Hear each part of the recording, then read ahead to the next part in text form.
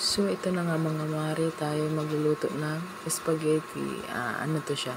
Century tuna sweet spaghetti. Ayan. So, ayan. Itatry natin yung century tuna ang ating isahog na ayan, karne. Char. So, ayan yung ating ingredients. Ayan. Ano lang yan? Tipid ingredients. Tipid tips ingredients. Ayan.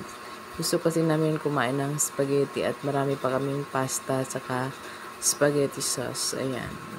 So, ayan, i-prepare lang muna natin yung ating mga pang sangkap, ayan, ng ating spaghetti. So, ayan.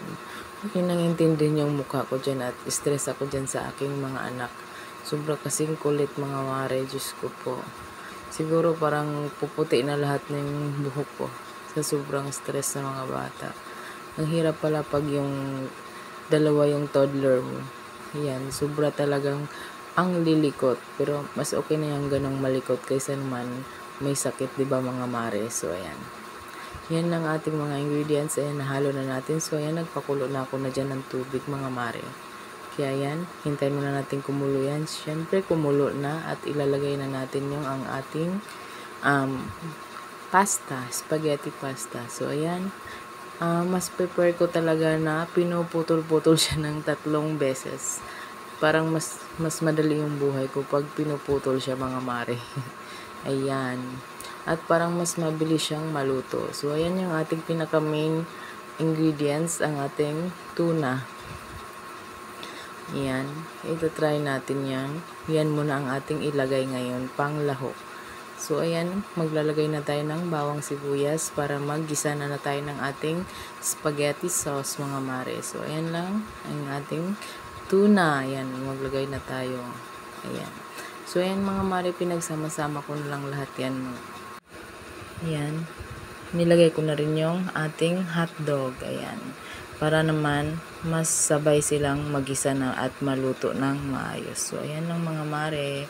For the gisa muna tayo at maglagay na tayo ng pork cubes. Ayan. So, ayan, nilagay na natin at halu-haluin lang muna natin habang kumukulo. At yan, syempre, mabilisan transition to. Kaya nilagay ko na rin yung ating sweet spaghetti sauce. So, ayan. At ang ating cheese, na kaunting cheese. So, yan ang ating condensed na nasa sachet pack lang. So, ayan, kunti lang naman kasi yan, mare, sa amin lang mag-iina at kami lang naman ang mahilig kumain ng spaghetti. So, ayan, ang asawa ko ay hindi naman mahilig sa spaghetti or sawa na siya sa spaghetti. Kasi sa trabaho daw nila maraming spaghetti. So, ayan. So, ayan, naluto na ang ating sauce. Kaya, pinagsama-sama ko na sila lahat. Ayan. Nilagay ko na ang aking pasta. So, yan lang mga mare. Ayan, halu-haluin lang natin hanggang sa magsama-sama na sila lahat. Ang ating sauce, ang ating pasta. So, yan ang ating kinalabasan ng ating century tuna sweet spaghetti sauce. So, yan, ang sarap pala niya mare.